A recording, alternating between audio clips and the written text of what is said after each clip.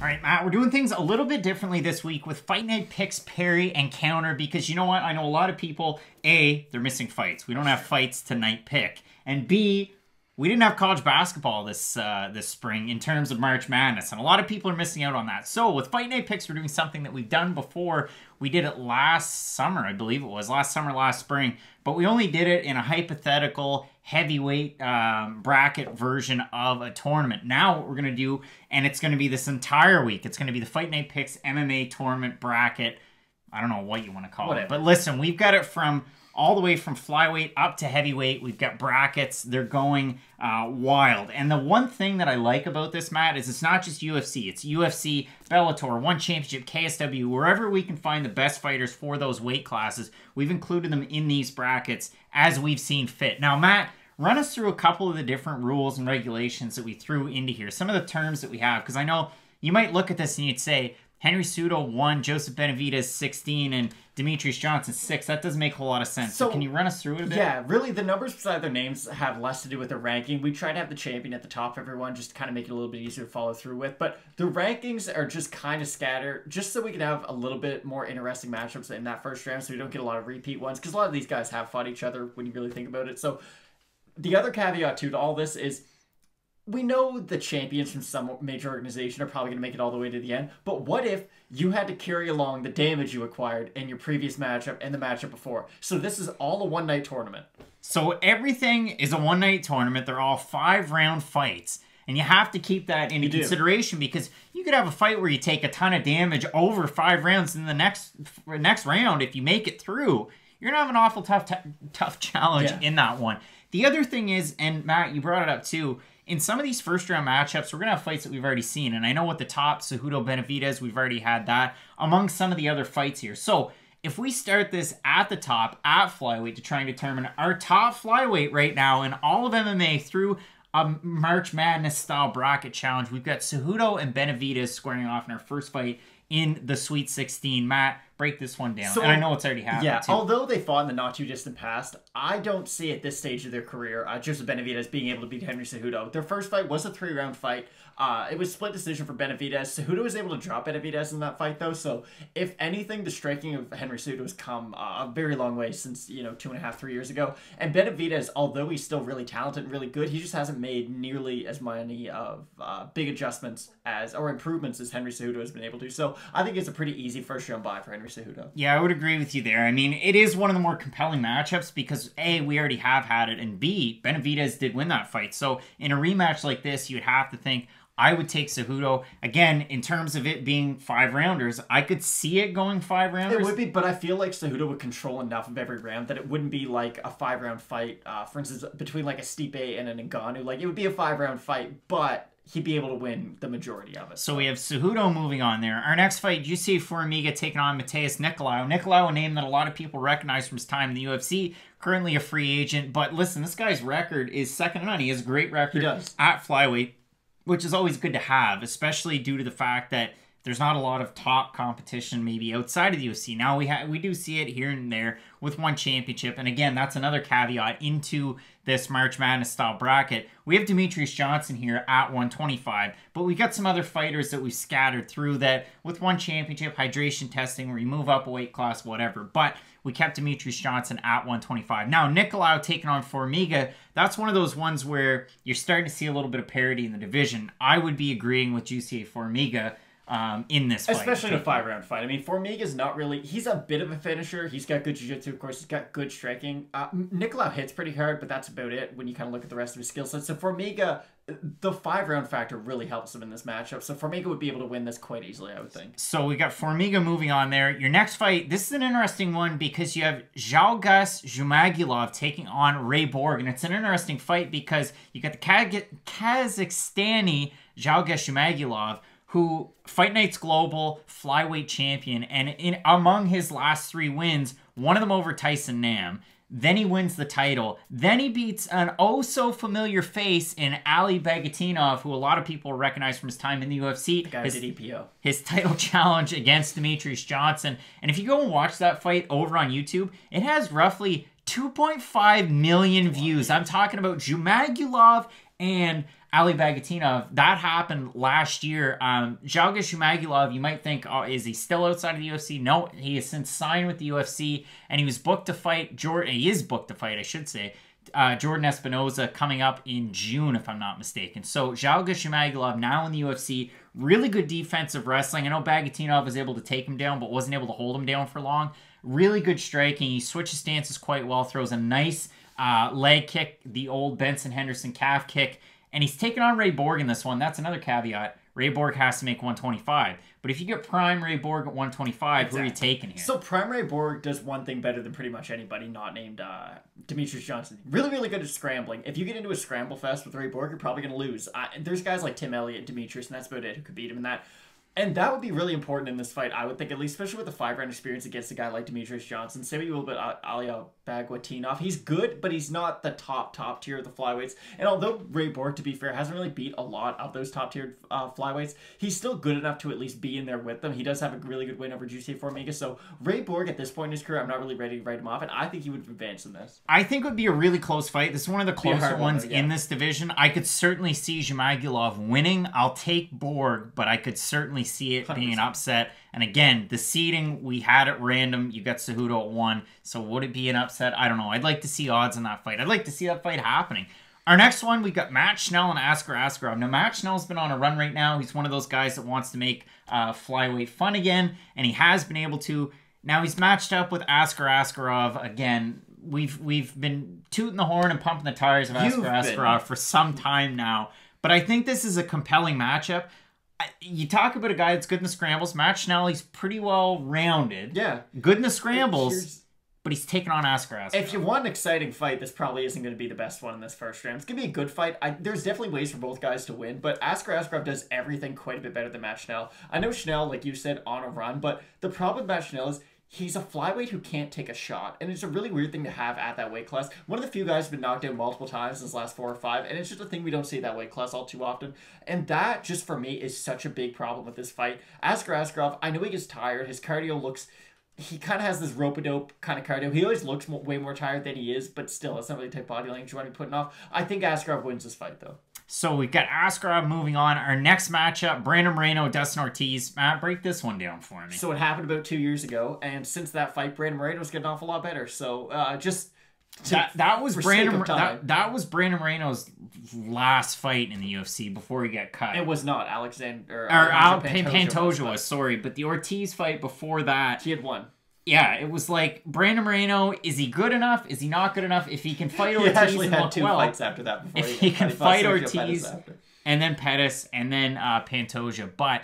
If you're looking at that fight back then, maybe you didn't get signs that Brandon Moreno was on his way up. He was a big favorite. The tippity top of the division. Yeah. Dustin Ortiz, unfortunate that he's a free agent because he's a really fun fighter to watch. Yeah, he is. That kind of tells you what you need to know. Both these guys are in the UFC. Brandon Moreno right now is probably going to get a title shot, and the other guy's unfortunately no longer in the division. So just to make this really easy, Brandon Moreno will win this fight. Right, Matt. So Brandon Moreno, Dustin Ortiz, really fun fight there. And then if we look at the next one, it's Deiveson Figueiredo taking on Demetrious Johnson. So you've got your uncrowned isn't he champion in the UFC, and you've got arguably the best flyweight of all time, and possibly, Matt, the best fighter of all time, really. I mean, like, it sucks that he had to ask for all of those belts, or at least to have them, but he earned them nonetheless. So, Demetrious Johnson, Deiveson Figueiredo, if it was a fight that happened, let's say, in 2015, I would say, without a doubt, Demetrious Johnson. It happened in 2016. Not even been in the UFC at that point. I would have said Demetrious Johnson, Figueiredo. But in 2020, is it a closer matchup? Nope. This could be 2015, could be 2012, could be 2020. Demetrious Figueiredo has the worst style for trying to beat Demetrious Johnson. You're going to try to knock him out. And if you like boxing, it's really hard to knock out a guy if you don't hit him in the first place. That's kind of why no one's ever a favorite against a fighter like Vasily Lomachenko. This would be very similar to that. You'd have a really strong, powerful athlete fighting a very technical fighter. When that happens, when that matchup happens, 9 times out of 10, the technical fighter ends up winning that. So I'm not saying that Figueiredo could go out there, just land a big shot, and put down Demetrious. I'm not ruling that out, but there's been so many guys whose game plan has just been, oh, I'm more powerful than Demetrious Johnson, that's why I'm going to beat him. None of those guys beat him. It took a wrestler to beat him. So I don't think just having a good, powerful kickboxer is enough to beat Demetrious Johnson. Yeah, and I would have to agree with you there. I mean, Demetrious Johnson, pretty well. If you can move in and out, if he can at least pot some shots and get him down to the ground, that's all he'd have to do. He would just have to mix up the fight. We've seen Figueiredo. He's really dangerous for those first 2 rounds. Just Benavidez recently figured that out. But once you extend the fight past that 3rd round, in the Formiga fight, it was really telling. When he faced that adversity, he didn't just power through it. He started to slow down himself, and he kind of weakened because of it. And in a 5-round fight, I mean, geez. Yeah. So, although Figueiredo, is one of the harder matchups for Johnson, Demetrious Johnson's just still this good. He's going to beat him. Yeah, exactly. So your next one, Kai Kara-France taking on Alexandre Pantoja. And one of the things that I wanted to bring up here, I mean, for Kai Kara-France to be as young as he is, he has a ton of experience in the cage, which we've seen that play out in some of the fights that he's had so far in the UFC. He can get through adversity. He might win some, he might lose some. I don't know if I'd consider him a contender yet, but he's on his way there. And I think it might be a slow burn for him to get to the top, just because the top end of the division, like most of the divisions in the UFC right now, are very top heavy. But in a fight against Alexandre Pantoja, it would be a good one. I just see a clear-cut winner here. Oh, yeah. Pantoja does everything Kai Kara-France does, but he has, like, hardcore knockout power. Kai Kara-France, phenomenal volume guy. We've seen that a lot in his fights, and he's really good at mixing up his strikes and his takedowns. But we've seen that when he does fight that kind of upper echelon, he struggles to do that, and he'll just go back to striking. And Kai Kara-France isn't a bad striker. He's going to beat a lot of guys, you know, in that, I'd say outside the top 15, but there's not many flyweights outside the top 15 right now. So he beats a lot of those 15 to 10. Yeah, 10 to 15 guys. He can just kind of out-volume those guys. I think him fighting at his best, he has a chance to beat some of those, you know, top 5 guys. But everything has to go right for Kai Kara-France to beat a guy like Pantoja. And Pantoja just has to fight his game. Just kind of be patient, wait for that power shot, and eventually it'll open up. So I think Pantoja will win by stoppage. Yeah, but that's one of the more exciting fights, too. That would probably be your fight of the first round. So fight of the first round being Kara-France and Pantoja. Your next one, Alex Perez, Magomed Bibulatov. A lot of people recognize the Bibulatov name. Stinker. I wouldn't say that, you know, obviously, again, some of these numbers, they don't matter, really. Because, again, shuffle. But Bibulatov, Perez, I would definitely favor the UFC's Perez right now at the point that he's at in his career. Oh, I would too, but I definitely don't see either one of these guys making a long run in our Pride-style tournament. All right, so now we move on, and the night continues. So you've got Cejudo, Formiga, Ray Borg, Askar, Askarov, Brandon Moreno, Demetrious Johnson, Alexandre Pantoja, Alex Perez. Let's go bottom to top in this one now, and we're going Pantoja, Perez. I could see it being a fun fight. I think you know, it's a pretty one-sided one. In terms of quickness, I would almost hazard to say maybe Perez has a slight advantage there, and that's about it. Because Pantoja, again, like you said, this is one of those guys that at 125, it's not that often that you see a guy that can knock a lot of people out. Like he's almost like this. Kind of similar. And I was gonna say Alexandre Pantoja right now is almost like the second coming of John Dodson at 125. No, because he has way better jiu-jitsu, but I get what you're kind of saying. Not really, honestly. That's such a Mike Goldberg. It's not even funny. Yeah, so Pantoja's good. I think he is really good. I don't know if I'd make the comparison that Craig has made. Speed and power. Sure, but also world-class jiu-jitsu that John Dodson's lacking. Pantoja's only going to lose to those upper echelon guys in the division, and I think he's shown that as of late too. The Schnell fight, we were saying Schnell was on a pretty good win streak, and Pantoja, I know it was sort of a wild brawl, and they kind of went in there and rocked each other, but Pantoja, once he did kind of calm down and fight his fight, he took out Schnell fairly quickly in that fight. And like we keep on talking about, there's maybe 3 knockout artists in this division's history. And it's Pantoja, Figueiredo, and John Lineker when he made it like 2 times. And John Dodson, I guess you want to throw his name in there.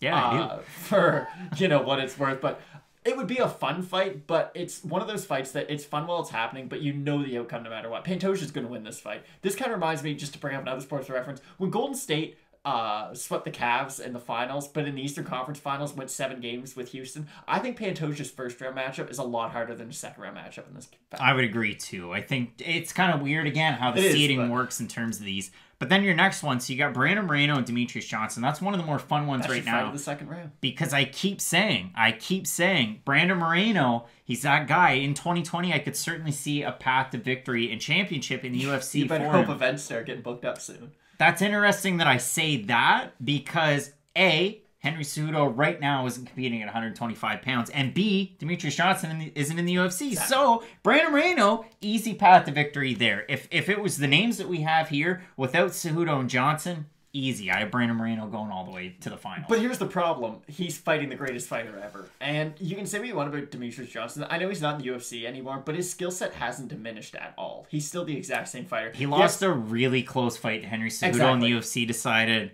Do we take long-term gain versus short-term reward with... The short-term turned into long-term, so it did kind of work out for them in the end. But still, no, I agree 100%. Demetrious Johnson, although he's not in the UFC, is still the best flyweight in the world. I thought Cejudo even won their second fight, and I'm still saying Demetrious is a better fighter, just because Cejudo, I think, can beat Demetrious Johnson maybe 3 out of 10 times. But if those two were to fight, 4, 5, 6, 7 times, the fighter is going to win the majority of them. At least I believe would be Demetrious Johnson. So I think he would beat Brandon Moreno. This fight would be so much fun, though, because the speed of both guys, the real big difference maker would be the fact that Demetrious Johnson's gone 5 rounds a lot more times than Brandon Moreno has, and he's just much more experienced at this point in his career. And in this scenario, Demetrious Johnson just had 5 rounds with Deiveson Figueiredo, which I would assume for him to win, it would probably go 5 rounds unless he submitted him. Now, here's the weird thing, though, because that fight, and we can say this about a few matchups, if we're going to take into account the first round damage, if you will, that they would have acquired in that fight, Demetrious Johnson, if he beats Figueiredo, he's going to do it in a way that isn't going to acquire a lot of damage. Figueiredo is a very powerful guy, and he can hurt you really badly.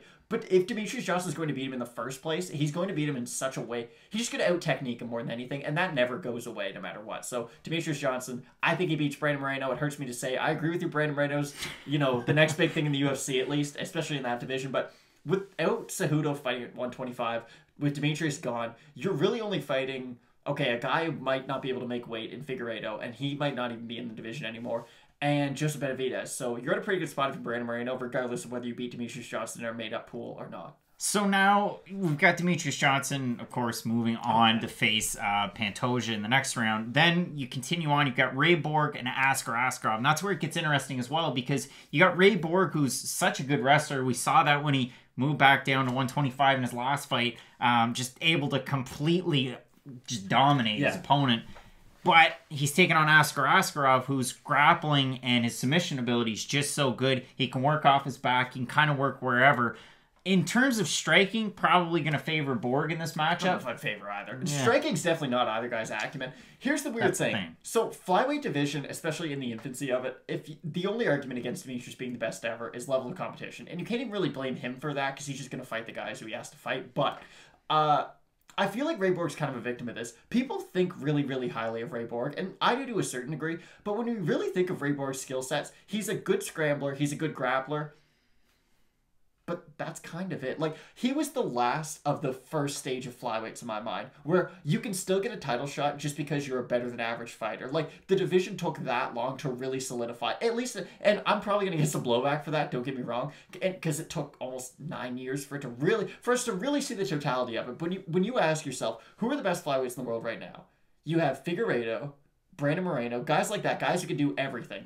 Ray Borg's not really a guy like that. I know he's their age, but when you look at Ray Borg's skill set, he very much has an early 2000s skill set where I'm good at a few things, but there's a lot of other things that I'm just kind of lacking. And that's why for him, you're probably hesitant to move up to 135 because it's just a Shark Tank there. Yeah, and again, 135, it didn't even really reach its peak, if you will, until Dominic Cruz came back and beat TJ Dillashaw, and then now we've kind of had a revolving door of champions at this point. But that just shows that, okay, it took everyone to get this good before we are going to get multiple guys to be champion. Take another guy from 125 that went to 35 and absolutely get destroyed. But at the time, he was a great flyweight. Sergio Pettis. I know he's not in the UFC anymore, and he faced a really good striker, so it was technique for technique against Rob Font. But still, he's not in the UFC. We'll talk about him later. But in this round, Ray Borg, Askarov, clear path to victory for one of these fighters? Neither guy. This is a hard fight. It's not going to be a good one either. Like, if you're really sitting here objectively thinking what fight entertainment-wise is going to be good, I can guarantee you Demetrious Johnson versus Brandon Moreno is going to at least bring some sort of entertainment value. Pantoja Perez would be fun. Perez. You can throw John Dodson in there for either guy, I guess, and you wouldn't even know the difference. But Ray Borg, Askarov, you're going to see 15 minutes of really good grappling. And then 25 minutes. No. Askarov gets very tired very quick. We're going to see 15 minutes of serviceable grappling, about 9 minutes of very good grappling, and then the last 10 minutes of that fight, Ray Borg's going to run away with it. Because Ray Borg, one thing he's still really good at, whether or not you, I just chirped pretty much his whole game, he's got really good cardio, though. And cardio's not something that just goes away overnight. Askarov, what does he not have? Very good cardio. Brandon Moreno more than exposed that in his last fight. So for this fight, although Askarov might start out very strong, as the fight goes on, Ray Borg's going to be able to pick up and win enough rounds, I think, to actually win a decision. So we'll see what happens in that fight as we continue on. We'll leave that one as a cliffhanger. And then at the top, we've got Cejudo and Formiga, a fight that, again, we're talking like clear path to victory. Is that one of the more exciting fights in this bracket? No, but at least we're going to see a finish pretty quick, so it's not like you have to watch a bad fight for a really long time. I know they fought years ago before Cejudo even became champ, and it was split decision, not the most exciting fight in the world. But again, we're talking about guys whose games are very similar against Henry Cejudo, who has gone on to massively improve, not just over the last 4 years, but fight to fight to fight. We keep on seeing these big improvements, so Henry Cejudo would win. The thing typically with guys who have that wrestling base is usually they pick up the kickboxing, pick up the Muay Thai, what have you, as they go on. But typically not at such a rapid pace that Henry Cejudo exactly. He just kind of made that decision one day that, oh, I'm going to strike like Lyoto Machida. And here's my one problem, though. People think that his striking is on like a Lyoto Machida's level just because he fights with a similar stance. Cejudo's still not an amazing striker. He's really good with that stance, and he's doing a lot of things that are catching people off guard. But as a pure striker, I'm not going to sit here and tell you that Henry Cejudo's the best striker in his division. He's probably not even a top 5 guy. What Henry Cejudo really does well, though, he mixes it up. He's not just going to strike with you. He's going to take you down. And then once you're, okay, we're grappling now, then he's going to go to the stand-up. Henry Cejudo's never going to stay in the same place for more than 2 or 3 minutes. And for that reason alone, just the versatility of his game, he's going to beat Jussier Formiga. So we've got Cejudo there. Now we continue on to the final 4. We had Askarov beating Ray Borg. He must Again, have finished him early. It could go either way. Cejudo getting the win. Johnson moving on. Pantoja moving on. This is where it gets interesting for one of these fights. Not for Cejudo. For one of these fights. I see Henry Cejudo running away in the Askarov fight. Yeah. Easy. And, you know, you talk about damage. A Benavidez rematch would be a tough fight. It would be. It would be a tough fight, but he would have the Formiga one to kind of coast, and then he'd have the Askarov one to kind of coast. Whereas, so by the time we get to the finals, really Cejudo's fought one time. Whereas poor old Askarov fought Matt Schnell, might have barely him. beat him. Ray Borg split decision in the 5th. He got tired out against Ray Borg. That's the thing. I'm saying these guys cardio are bad in 1 round. Askarov's just fought 10 potential rounds. And you think he's going to fight Henry Cejudo. No, he would probably need an oxygen match to get to the cage, and then Cejudo would beat him. So he taps out, fights over in the first 5 seconds. So Henry Cejudo getting the win, getting past the finals. Good for him. Now, it is interesting because if we're talking in terms of like who's at the top right now, Moreno's near the top. Figueiredo's near the top. It's just interesting that Demetrious Johnson had to beat those guys to get to this fight against Pantoja, whereas Pantoja's had, I wouldn't say an easy schedule, but, you know, Kai Kara-France and Alex Perez, it's not as tough a test as Figueiredo and Moreno. So it makes that fight all the more interesting. But again, I just see in a 5-rounder in a one-night tournament, Demetrious Johnson over Pantoja in that one. It's kind of funny, too, because Demetrious Johnson fought 2 guys who, if you combine their styles, would be exactly Pantoja. Yeah. So the fact that he's fighting John Dodson this late in the contest, really, no. Brandon Moreno, though, really good grappler, really fast guy, and pretty good cardio. And he's going to mix it up on the ground, too. He's going to throw a lot of weird grappling scenarios at you. And Figueiredo, of course, being probably the best pure power striker in that division. Pantoja mixes up between the two, though. He's got a really good black belt jiu-jitsu. He's great on the ground. He's good on the feet. But again, we've talked about these guys before. Everyone goes into a fight with Demetrious Johnson. This is how you know a fighter's an all-time great, just on a bit of random thought. If we're saying the only way you can lose is either by knockout or submission, like, this is Demetrious Johnson's so good that the only way we can even see him losing is by getting stopped somehow. And if you're just banking on the fact you might be able to stop Demetrious Johnson, you're not going to beat him. And I mean, too long. Back up the track a little bit. Like, he's had a couple of fights and one championship that you went, oh, okay, you know, the first fight he get caught by a left hook and a little, you know, kind of wobble, kind of drop. In his next fight, you know, it was close. There was a little bit of back and forth in the wrestling. But yeah, in terms of any of these fights, yeah you're right. You'd have to finish him to beat him. Exactly. You can't go into you can't try to knock out a ghost because you're just never going to hit it. So, and it's very much the case with this. You can't try to knock him out because you're not going to hit him. He's going to be wrestling you. He's going to be striking with you. He does everything Cejudo does. It's just Demetrious is a little bit better at the striking and Cejudo's a little bit better at the wrestling. That's all. So that's going to be the finals. I mean, it's going to be a rematch of a fight that you've already seen. This is a trilogy fight. Each guy has one apiece. And we've got Henry Cejudo and Demetrious Johnson. The numbering next to their name means absolutely nothing. You've got 1 versus 6. But Cejudo Johnson in a 3rd fight.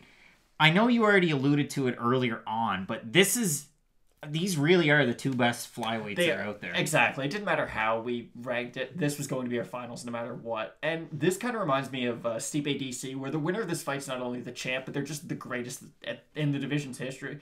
I think Demetrious would start out really, really well in this fight. But I think, and you can correct me if I'm wrong, I'm just kind of going off now, but Cejudo's consistently fought the best guys. He fought TJ Dillashaw. He trained to fight TJ Dillashaw at his best. Whether the fight went fast or not, he was still in a full-blown training camp to fight TJ Dillashaw. They did the same thing for Marlon Moraes, two of the best fighters in the world. So Henry Cejudo has had to not only sustain the level that he's been at, he has to get better from fight to fight. I'm not saying Demetrious Johnson is not doing that in one championship, but, if I may, it's kind of like the Gennady Golovkin thing. Golovkin's really good, but he got into a point where, okay, he's beating guys he knows he's going to beat, so he doesn't really have to improve that much. Cejudo, I don't know if he's going to win every fight he's in from now on, so he has to improve constantly. Two X factors here. For Demetrious Johnson, it has to be a little weird, the fact that a guy that runs your gym and is associated with your gym is also associated with, you know, the organization that you're fighting for. So to kind of combat that, yeah, a lot of those one championship guys train at Evolve, but do they really? Probably not. It's just a save face. And Demetrious Johnson's arguably the biggest star for one championship right now. I mean, you could say Shinya Aoki. You could throw a couple of different people out there, but Demetrious Johnson's probably the head of that. Especially in North America. But with Matt Hume, you're not going to have him in your corner anymore, so it's kind of weird. In this, sure, you could have him. For the whole camp, you could have Hume if you want him. The other thing with Henry Cejudo, he's trained for those big fights. You have to wonder this, whether it's at 35 or 125 going forward. You can't forget about the fact that he hasn't fought, and he vacated belt at 125 pounds because of a shoulder injury from last year. But just to play devil's advocate, along those lines, Demetrious shouldn't even be in this tournament. He hasn't fought at 125 in over a year. Yeah. So I just mean, like, if we're going to use that, we have to use it for both guys. I would say, you know, Cejudo off the shoulder injury, Demetrious Johnson moving back down to 125, and us having this tournament.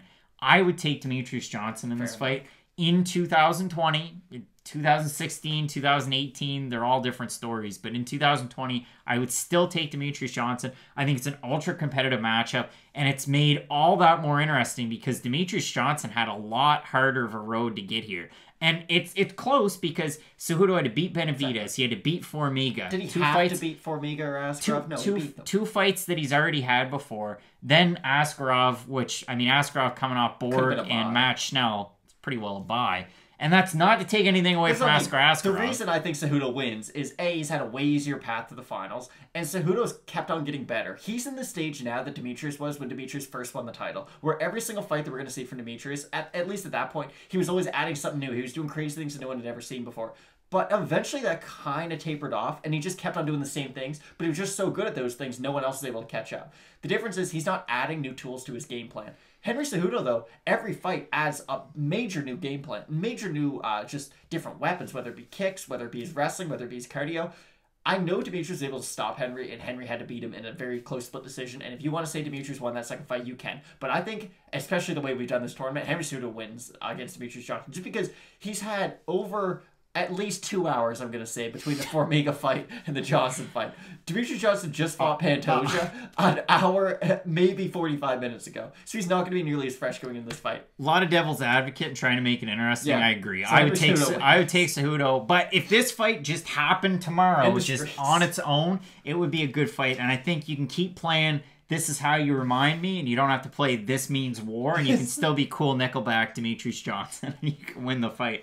But it makes it all the more interesting the way that they had to get to this point. So I'll agree. I will take Henry Cejudo. Matt, love the Nickelback reference. What's happening to the light here in Canada? But listen, hey, we've got a lot more. We do. This means more. And we've got 125 all the way up to heavyweight. We're going to be profiling and previewing those this week with Fight Night Picks. It's a very interesting setup, and I hope you enjoy it. You can find us, as always, on Twitter and Instagram, at Craig Allen FNP, at Matt Allen FNP, and make sure, with Fight Night Picks, Parry Counter, keep dropping those questions down below, because we're going to keep drawing from them. I know, we've got kind of a weird circumstance here. Is UFC 249 even going to happen? I hope. Is Tony Ferguson going to fight Justin Gaethje in an abandoned warehouse? Let's see what happens. It was the only way that fight was ever going to happen. We're going to keep it up with Fight Night Picks, Parry Counter, and as we always say, Matt, let's get into it.